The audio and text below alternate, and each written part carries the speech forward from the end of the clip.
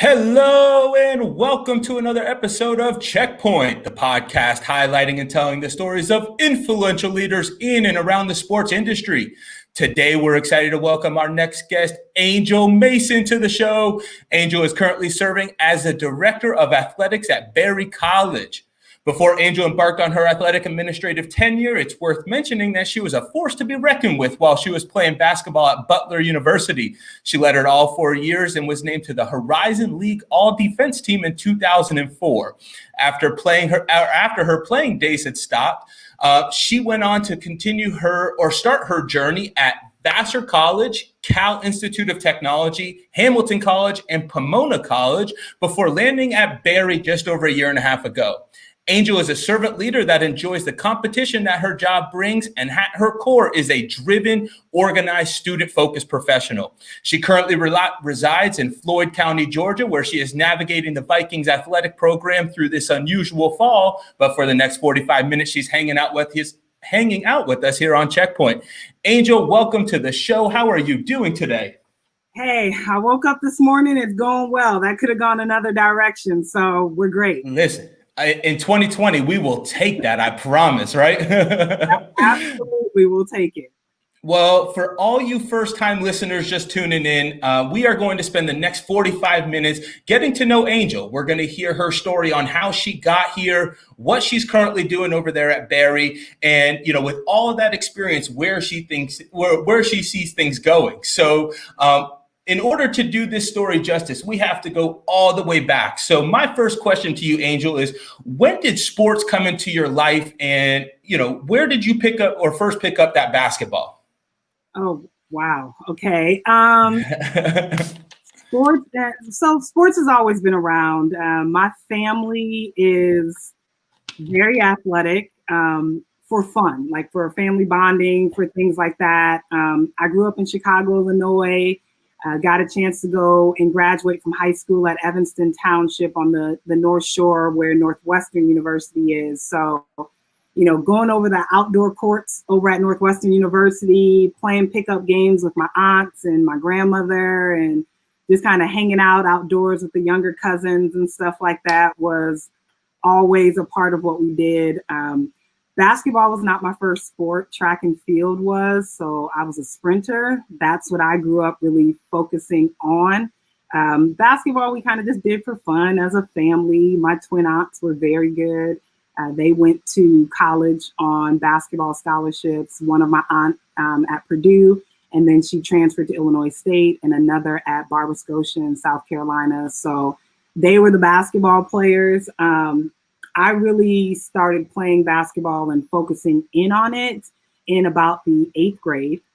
And then in high school is when it was like, okay, this is what I need to do, as we started thinking about, hey, it's not an option for you to not go to college. And side note, there's no money, there's no savings, there's nothing there. So you need to figure out how you're going to go to college. And so free 99 sounded really good. And track scholarships are out there. But from the small knowledge base that I had, they were a lot harder to attain and have a full ride in comparison to basketball scholarships, so figured pretty decent height. I can handle a little competition pretty fast. That's also to your advantage in the game of basketball, and I can take a hit. So we'll do basketball. We'll focus on that. And I loved it. Track is really you and the clock. No matter who you train with, train against, it's you and the clock. Basketball, it's you, it's your teammates, it's the person you're standing in front of trying to keep them from scoring points. There's a little more of like a vibe in basketball that I really dig. I like the head-to-head competition. So that's when I really started getting into basketball. I had a really, really great career at Evanston Township. Some great teammates from that. One of my best friends in life. We played basketball there together, and just, it was at the time, you're 14 to 18. You think it's like the end of the world, So it was the best thing. I verbaled and then eventually signed with Butler the end of my junior year, which I'm glad I did. My senior year during the state tournament, I tore my ACL.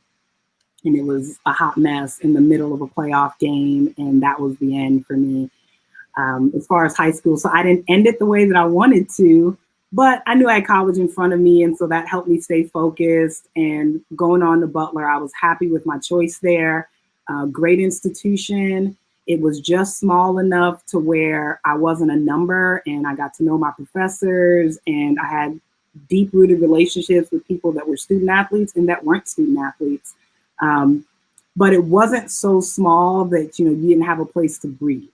Indianapolis is a very vibrant city, so much going on, multiple professional sports teams. I was a communications major, so I got to work for Radio Now and be around sport professionals and work post-game for the Pacers, and got to do some scouting for the WNBA team when they first got started and everything. So it's a lot of fun. It's like, it's a sports city.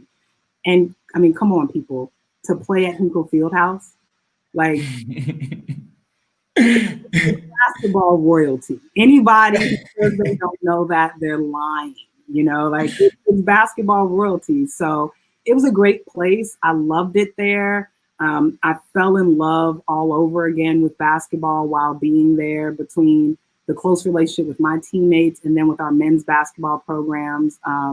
One of my best friends, Dwayne Lightfoot, was a men's basketball player there, and hanging out with him and TJ and Joel and all the guys. Like it was a good time. We had a good community around basketball there. So stayed there for 4 years. After I graduated, I went on to play over in Reykjavik, Iceland, and then in Madrid, Spain, and ended my career on my own terms, which was something I really wanted to do after having my high school career taken from me when I knew I should have had a state championship. But that's a side note.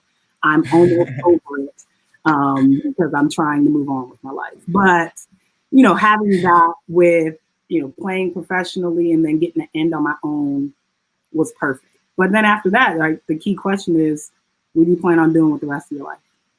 So before you move on, this has been an interesting through line for us. We've had influential folks from the administrative lens come on, the athlete lens, and you sort of are under that whole umbrella. You did it as an athlete and now you're doing it as an administrator, but leaving sport on your own terms is always something very interesting, right? It's almost like as if you have control over it. But I'm curious, right? Because there's still a big transition from athlete to administrator. Did you feel like in that in between there, like who is Angel, and like almost having to redefine yourself, or what was that transition like for you?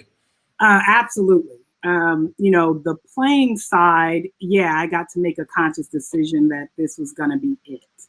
But the training, mentally, how you kind of wake up and attack your day, it's very different when you don't have that same push and drive for the competitive sport lens, right? Like my entire existence was waking up to go to battle daily, even as a collegiate student athlete, right? Yes, number one, we're students first, but let's be honest, most of us chose our schools because we were also going to be able to play the sport that we loved there.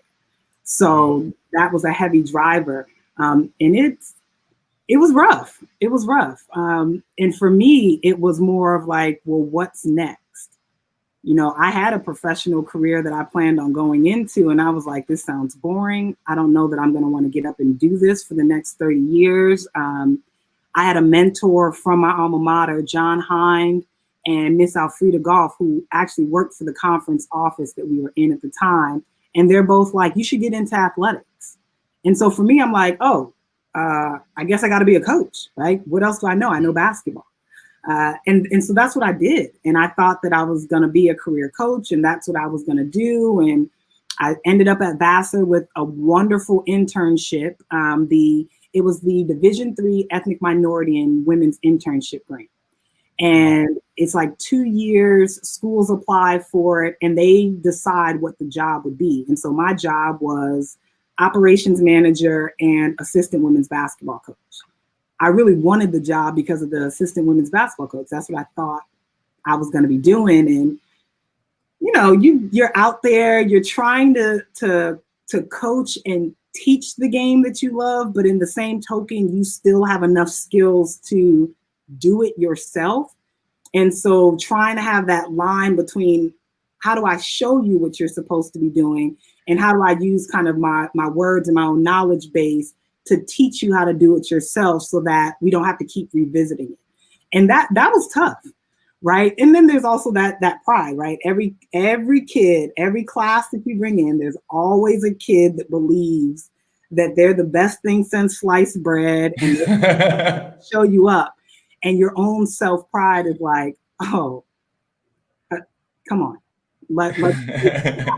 And so that was hard to let go of in the beginning, because you still have that built in. And don't get me wrong, that's not gone, right? I'm multiple years removed now. And, I've had a player here say, Miss Angel, you think you can take me? And I'm like, sweetie, I'll re-tear both of these ACLs to win. That's to lose to you, So that's not gone, but I'm knowledgeable enough now to know I can't do what these 18 to 21-year-olds are doing. My body's not in that place anymore, but my mind thinks that it is. So it's a difficult transition. When I decided to fully leave coaching and focus my career on administration, if I told you that October 15th, I don't get butterflies every year, I'd be lying. I still love it. As soon as that day comes, I'm looking out of my window down on the basketball court, and I'm like, oh man, it's a part of what is innately in me now.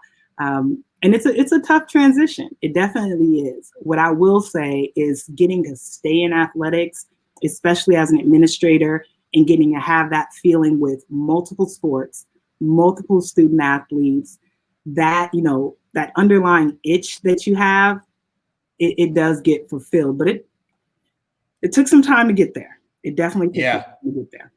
Well, and I think that, it's unique that you came back into sports. And, one thing, just going back to what you said, is you had mentors and coaching off of the court that sort of helped you navigate through this. And, I think that's paramount as athletes trying to transition from our playing days into the real world. We are so used to being coached, and our schedules are so used to being from the time you wake up to the time you go to sleep. You know what you're going to be doing, and it doesn't matter the day on the calendar. And so I think a lot of athletes, once they fall off there or they start that downward transition, whether it's forced or they choose to, well, then it's like, where do I go for coaching? And so we're going to put a feather in that, because I'm really excited to talk about, as you're preparing the Vikings as they go out into the real world, how you're bridging that gap. But we'll get there, as the conversation goes. So let's talk about October 15th. Just for the sake of current times, we know that we're in COVID. This has been a crazy time for you to be an athletic director. Give us a little insight as to how you guys have been handling, this fall with the spring on the horizon and basketball season coming up. Yeah. So there's been obviously a couple of NCAA changes that we've done. We've gone away from the declared playing and practice seasons for this year. So there's no traditional or non-traditional season this year. October 15th has turned into October 1st for this year. And we also have the 114 days instead of our declared weeks for playing and practice season. So this year, what we've done is our coaches are managing how many days they want to use this fall and how many they're saving for this spring with their team. So each of our coaches have submitted their calendars. We have some parameters around the spaces that we use, the number of people that can be in those spaces, including coaches. We're juggling with athletic training because, it's difficult for the support staff that are trying to first and foremost keep our students healthy. And that's through rehab for any, injuries that may take place, but also just making sure that the bumps and bruises don't turn into something more. So our athletic training staff they've been killing it this fall and working very, very hard. So they've taken that weight off of my plate altogether. I can honestly say I don't spend much energy having to think about that because I know they're going to make great decisions. We have people that I can really trust in them. So they've really been managing that part of it and just kind of keeping me abreast as we have things going on. And our coaches have been really doing a lot of hard work in trying to keep our student athletes honest, trying to keep them masked, trying to help them understand, even outside of what we do athletically, what are you doing in the classroom, in your residence halls, when you're, around campus, as best as possible to keep their teams healthy. Our goal is to stay together for the semester, right? So we're not pushing things out to 5 months down the line or to spring competition. We're trying to manage the here and now and do so well. And that primary part is, let's stay together for the semester. Because if we can do that and we can stay together for the semester, we will have some ebb and flows, some ups and downs. But if we can manage those things, identify what issues we've had and be able to fix them when the spring comes and we're actually trying to compete, then we should be able to turn things around, much more quickly. As we see, rather it be testing positive or through tracking and tracing or return to play protocols, all of those things will be fine-tuned. And so we know that we're giving our students the best possible chance to get out there and compete and have as much of a new norm around sport as they can. So that's really been our focus this semester. The winter sports, we're taking that a day at a time as we're finding out more. We just got some new information about, number of days or dates of competition for basketball that'll be necessary. We now know what the tournament format will look like, but we know that we're still looking to have a tournament. So that's a big part of a decision, right? If you're not having the NCAA tournament anymore, it changes some of your decision-making on what you do with your team. So we know that we're still having that. And our next step is, as a conference, to really kind of plot out how we are going to address our conference schedule. And we keep touching base with all of our non-conference opponents to see, are they still looking at playing or not? And there's a big gap between that. We still have some schools that weren't in session this fall. So will they be back come the spring or not? That's part of it. And if they do come back, is everybody actually on campus, right? You have to be brick and mortar to be a varsity student athlete. You can't be remote. Virtual. Yeah.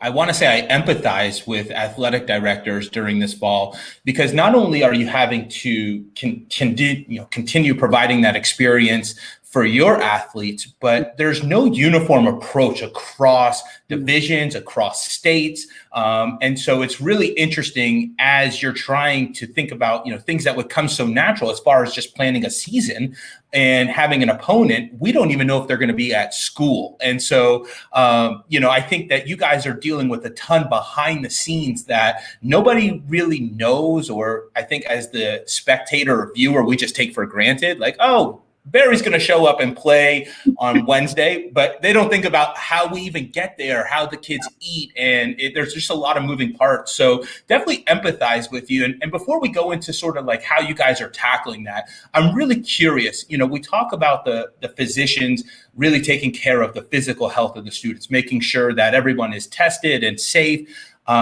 Mental health has been just at the forefront of all discussions. And, I can remember being an athlete that was stress just on its own, just being there in that environment. I couldn't imagine doing it in the face of the pandemic. How are you guys helping your student athletes and coaches and administrators make sure that it's okay to be a human first and then an athlete second? Yeah. So that has started for us, I would say, right after everything kind of hit the fan this past spring. Our coaches have been doing an incredible job with touching base and staying connected with their young people. They have been telephone calls one-on-one. They've been doing small group Zooms. They've been doing full team Zooms. I've been sending out different messages. We're doing these mental health check-ins. I know at one point I just put up an image on my social media and was like, the hearts were different levels of where you are. And then was just sending personal messages to students that, we're showing a yellow or an orange or a red heart. That means like, I'm struggling. this is very difficult, or I'm in a bad place, but just those personal touch bases and reaching out. We did different videos to show kids how to be physically active at home, to burn some of that energy, that anxiety, those things that were going on, ways to do that with individuals that may not be able to be as, active. So if you're rehabbing, but you still want to be a little physically active with your parents or grandparents or aunt and uncle, whomever you are at home with, here are some things you guys can do together to where you still have a good workout and you can stay engaged. Ginger Swan, she handles wellness for us as a department, and she's been heavily involved working through our SAC, our Student Athlete Advisory Committee, and them actually having spaces where students can talk through things, bring things to the table. But I would say for us, our coaches, first and foremost, they're on the front lines and they are there for our students. They're taking phone calls all hours of the day and night. I'm getting updates and text messages when we have somebody that we're concerned about. We're connecting them, since we're here and on campus, we're connecting them with the services that we have here at the college. And I have to say, we do have some amazing resources here that are free for our students. That's incredible. So there's no barriers as far as financial that would keep our students from getting the care that they need. And the same goes for our coaches, right? They're on the front lines taking care of our students, but I have to make sure I remind myself and remind them that I need for you to take care of you so that you can continue to take care of them. And they're doing a great job of that. And people are taking the day when they need the day. For me, it's like, you need a mental health day, just take the mental health day. Yeah. So that we can make sure that you're able to bring your best self to work and you can support your kids and you can make sure that the care that our families left their kids in, they know they're getting that. And what's been really interesting, Angel, is, when I played sports, mental health was sort of just on the cusp of breaking that taboo to talk about. But when we talk about folks that played in the early 2000s, and then you go back to the 90s, 80s, and they're like, no, student athlete, we were an athlete that went to a school. And you slowly saw to see that paradigm, start to shift. And I got to tell you, with every obstacle comes an opportunity to evolve. And so COVID has been terrible for so many reasons and it's disrupted so much. But I can promise you that they're coming out of this. I think that we are recognizing that we need to be more holistic in the way that we approach these. And they are student athletes, and mental health is something that we cannot avoid anymore. So kudos to you guys. It sounds like the Viking family has just embraced this aspect of humanity and continuing to break the stigma. So awesome to hear how you guys are handling that. Now, one thing that can disrupt the mental health are budgets. And I know that those become very stressful, especially in the point of a pandemic. We've been really fortunate to get in the weeds and start to understand how human capital is being squeezed, especially at the lower levels. So you're having to rely on technology and some of these, more streamlined processes. Do you mind shedding a little light with the listeners where you guys are taking the program and leaning on technologies to help bring you to the next level as budgets are getting slashed? Yeah, absolutely. So we started out in a space where we were not traveling at all for recruiting. And as we know, we can't do what we do without recruiting new student athletes. So we did a lot of leaning on different areas that were filming showcases or individual workouts and all of those different type of things. We were doing all of our interactions with our students virtually. I have to give a good kudos to our institution for purchasing the large institutional membership for us to have access to the Zooms, because we can host up to 500 people in a Zoom. Wow. Right? So for those who don't have that large institutional or business agreement, they're capped at I think it's 60 minutes or something for a certain number of people. We don't have that problem. So we're able to pull our people together. We've done some kind of state of the college meetings over Zoom, and then we used another platform for one that the president's office had done, and then we had We've done an athletics kind of round table that we did 2 of them for parents and for student athletes to try and share information. They're able to type in questions. They have myself, a couple of coaches, our president, who is a huge supporter of athletics, actually on the line, and you're hearing from the people that are making decisions directly. So we have definitely taken on the ability to engage with technology, and honestly, our college as a whole has done so. So of course, athletics has been able to fall in underneath that without any additional financial burden just directly on our operating budget. So that's been huge. And as we kind of move forward, we'll have to continue to invest in the technologies that we use. So one of the things that we're doing right now is we know COVID's not going anywhere anytime soon. But we hope to be playing in the spring, and that's what we're planning on. That's where our direction is. And so we still want for our alums and our supporters and our parents to still be able to watch our programs compete. So our major thing right now is we're doing some fundraising to be able to have video setups at each of our varsity venues to be able to live stream. We've transitioned to sidearm sport. We'll be able to do and host as many live streams as we can actually manage. We have the bandwidth there. So we've invested in that way.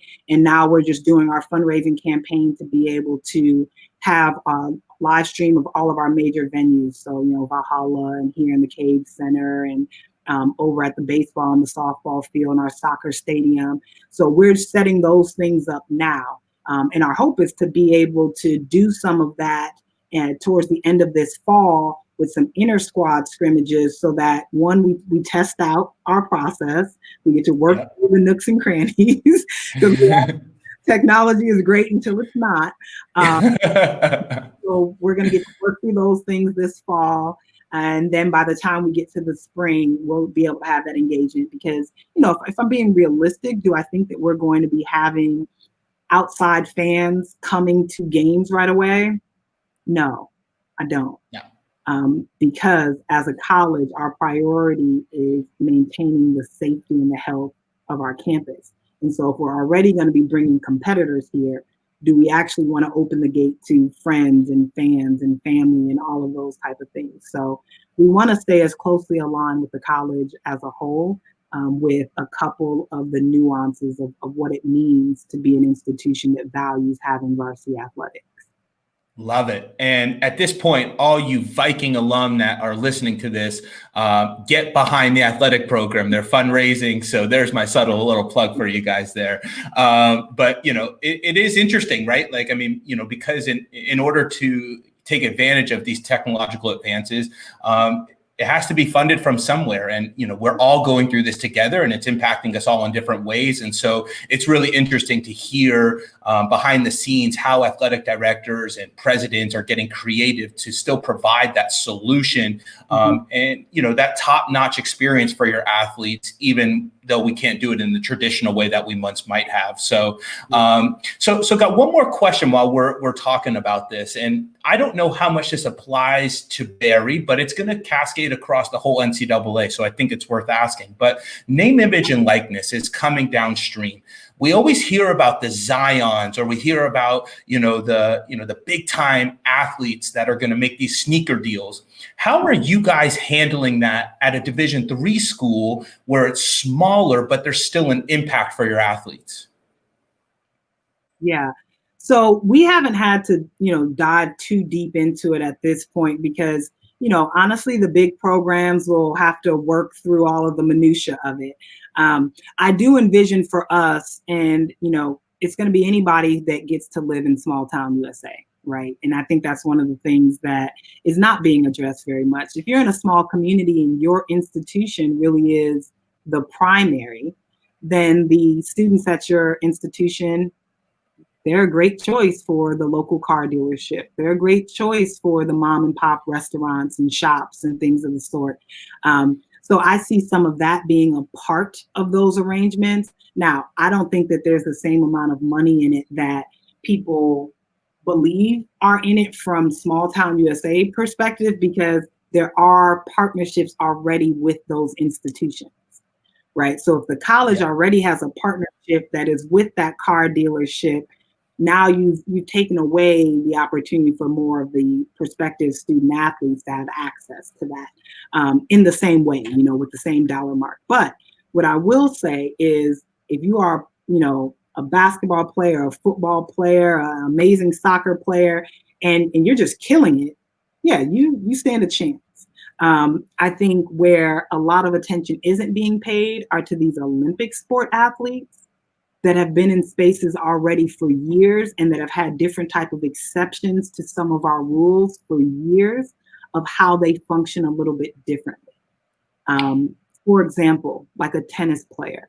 A tennis player has been a brand all their own since they were a child, right? There's star ratings for tennis players. It's a part of how they're recruited to different levels. They've had their own tennis pros, they're serving coaches. They've had these different unique things. So they're super easy to tap for a local racket company or for somebody that's building a new stringing machine or any of those type of things that you wouldn't really think of an individual's name, image, or likeness being able to really major benefit as far as monetary. And there is actually some potential for that, right? Because they are basically semi-pro from the point in which they become good enough. Right? Interesting. If you're a strong enough individual sport athlete, you're beginning to play on circuits pre-college, once you're in college, same thing for your golfers, it's just different. And I don't think we've spent a lot of energy in that because we see the dollar marks around shoe deals and poster campaigns and all of that stuff for your football and basketball players.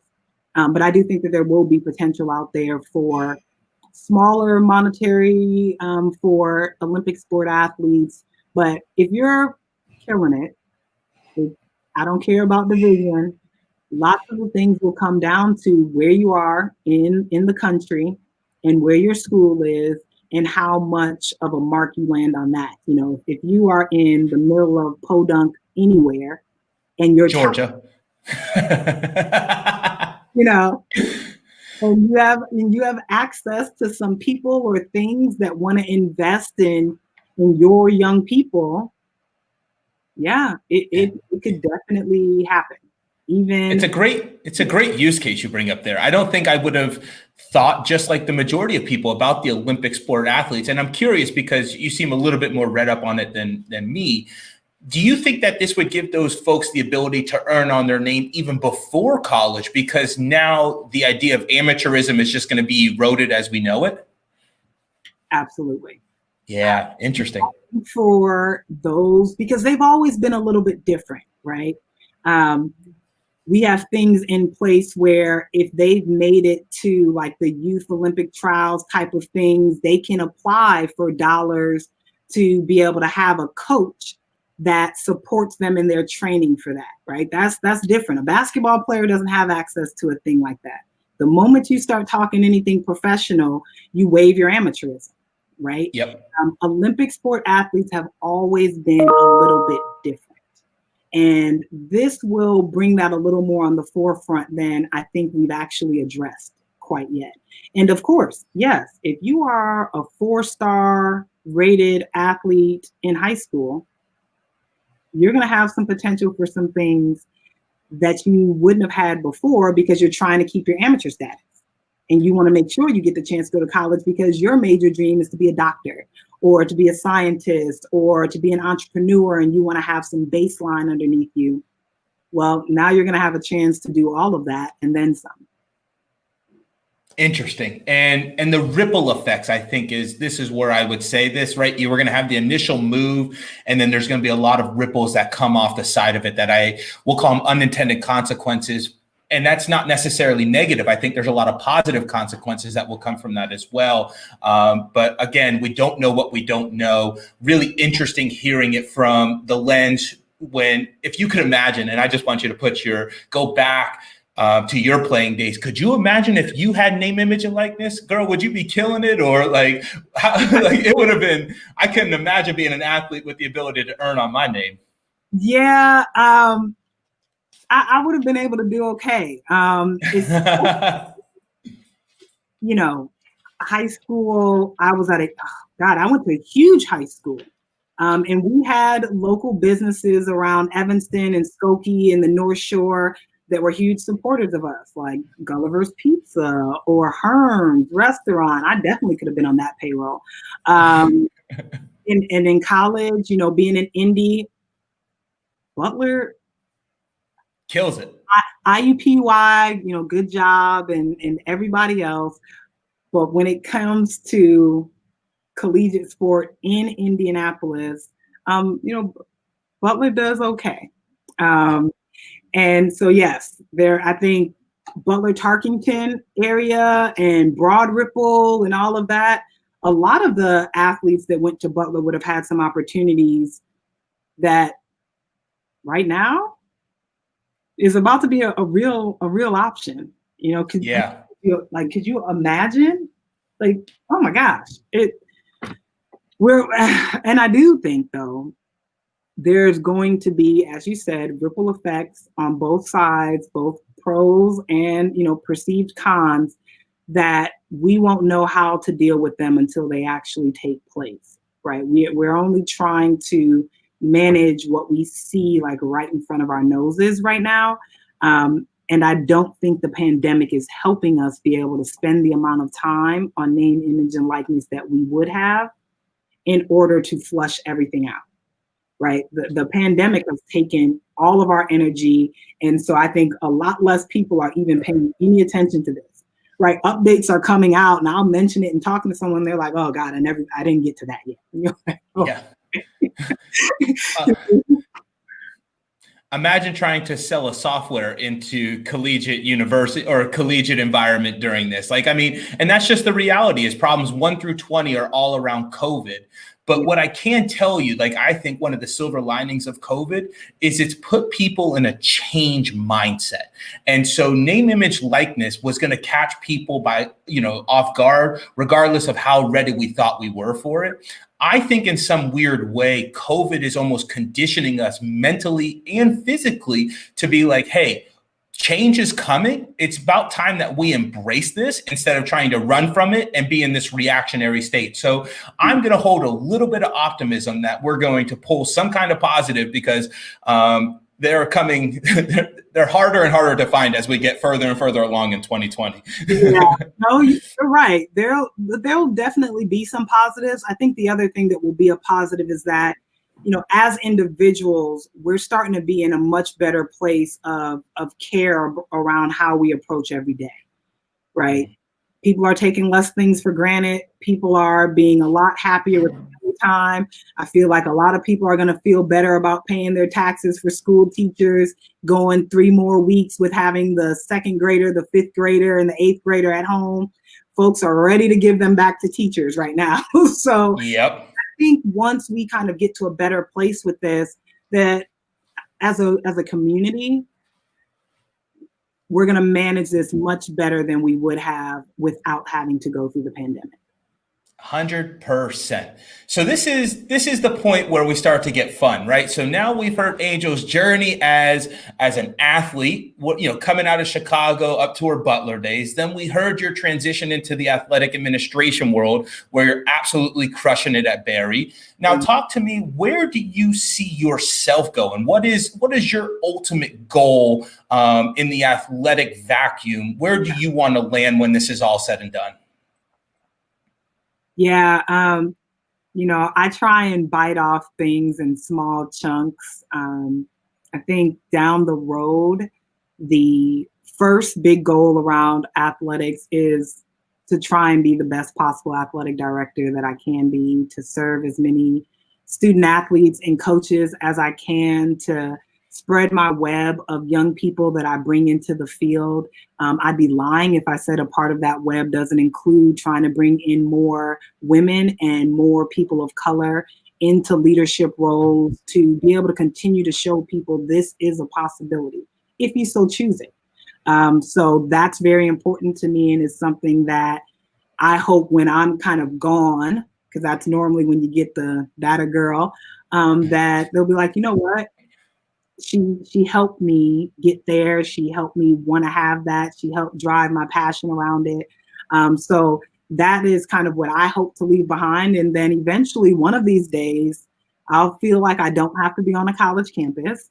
And when I get there, it will be from a space of trying to help push and promote colleges and universities to plan around personal and professional development, which is something that's really important to me. And I think the vast majority of that for me is going to be where I lay my last days. And it's going to be through authentic development. I feel like the thing that makes you the best leader that you can be, the best administrator, the best coach, the best person is being authentically who you are and bringing that to the work that you do. People feel that, man, like they can grow off of that. And I think so many times we try and fit into this box or mold of what people say we're supposed to be or how we're supposed to dress or how we're supposed to lead. And I feel like you need to just be able to take Angel. My representative is cool. Like, she works, people like her. But who I am authentically is much better. I can sleep with the decisions that she makes and the way in which she moves about the world. And so that's what I choose to bring with me. So in the next 5 years, trying really hard to expand that web and bring more young people into athletics through helping out with collegiate programs and their sport management programs and mentoring younger people, and also serving as a mentor to my more senior administrators and coaches who are more disconnected from what the next generation is bringing. And then down that long, long, long yellow brick road, eventually being able to serve as an external consultant space of authentic development. We need every athletic director to have that mantra. It's been really cool as I stepped out of the professional world and back into it. One of the things that we talk about is how do you define success? And a lot of people do it through legacy. And I knew I liked you from day one when we crossed paths, but it's been no coincidence that the majority of the guests on here, when I ask them that question, is to get to a place where they can reach one and teach one, right? Because ultimately, as we go back downstream and start to elevate, it takes a tribe to actually make this society a better place, to make athletics a better place. And you, my friend, are a shining example that everybody needs to connect with. So as we wind down, we're going to share all of your personal information, or not all of it, but your social information so that people can. Hey, they got it. It's 2020, okay? Like, it would just be me putting it out there now. But I'd be remiss without asking. I have two more questions before you as we wrap up. So one being a basketball player, favorite male and female basketball player that you have idoled growing up and to this day. So my favorite male basketball player, and this will be no surprise to people, is Michael Jordan. And I will tell you, it is because growing up in Chicago, my great-grandfather he was all things Chicago, high days, low days, and all in between. And I had a chance to go to camp with Michael Jordan. I had a chance to meet him following a poetry contest there in Chicago. And I just felt like this dude competed in everything that he did. It was like, who could tie their shoelaces the best? And this dude was in it like there was a ring coming from it. So I just love that. I don't think that he was everybody's best friend. But for me, even I say, I'm not everybody's cup of tea. And that's okay. Because I'm my cup of tea. The people who want this vibe, that want this energy, they'll come and find me, they'll seek me out, and everybody else, will kick rocks. But that guy, every aspect of what he did, I was just like, man, like, if I could take some of that and bottle it up. So he has always been like the guy for me when it comes to basketball and favorite players. And then my favorite women's basketball player has been and will continue to be Cheryl Miller. She's boss. She's killed it. No one's going to tell me anything about her. She's been kicking guys' butts and women's butts forever. I just think she's amazing. And the way that she went from being an athlete to being a professional athlete and then turning around and being a professional in the sport realm, she's a boss. Like, that queen's crown is real. So she has always been and continues to be my favorite female basketball player. Boom. Drop the mic with those two answers. Well said. I love it. Now this one's going to be directly personal to you and the last question of the podcast. But Angel, you have lived a life that I think we could all learn a lot from. But if you could tell our listeners one thing that you've done in your life that you would recommend they do or experience in theirs, what would that be and why? So if there was one thing, not for just the bells and whistles of it, but travel. And when you travel, engage in other people's cultures and their climate. One of the advantages of basketball for me has been it has allowed me to see a lot of the world. And it has made me want to go and continue to see the world on my own and get a little deeper into it. But one of the things that it has really done for me is given me a great understanding of the power in difference. Being in other people's culture, engulfing yourself in it, really understanding how they function, why they do what they do, what is their norm in comparison to what my own is, gives me a much different respect for it. And I think it helps me be a better person, not just for like the work that I do, but for myself, to be able to look myself in the mirror and check myself on some of the foolishness that I do, some of my own implicit biases, some of those different type of things that, sometimes we try and act like is not there. So I would suggest, if you can make it to travel, if you can take advantages of opportunities, whether it be through work, through education, through sport, do it. And when you do it, don't just stay in that hotel. Don't just go to the 4-star restaurants. Don't do all the tourist stuff. Actually take in the community that you're being able to live within. And you can do a massive amount of that right here in the United States. You do not have to go abroad to do that. So that would be the one thing I would say. Wow. Tough to follow that up. All I will say, listeners, is that success leaves clues. And so if you've enjoyed the last 45 minutes of hearing Angel's story, take that to heart. Draw a 5-hour circle around where you live and put yourself outside of your comfort zone. And you will realize that the reality is in your perception. And so go change that and you'll broaden your reality. Angel, this has been an unbelievable time checking in with you. I'm curious if folks want to learn more about Barry, if they want to, reach out to you for mentorship, where can they find you on social or on the web to learn more? Yeah. So if you're on, you go to our Vikings Athletics, I'm on there. My contact information, my email is on there directly to me. I don't have somebody that filters through my email first. So my response time is about 48 hours. So, give me a minute. But I do always respond. I have a lot of people that reach out to me on LinkedIn, and it's just Angel Mason. And I definitely get back to people through that as well. I've met some really great people there. On my social medias, it's Real AD. So it's like underscore and then Real AD and then underscore again, something like that.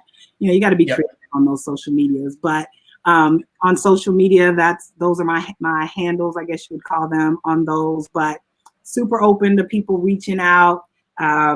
Just give me 48 hours. Yeah, 100%. We'll give you 72. We're going to post all of those links behind this when the episode drops.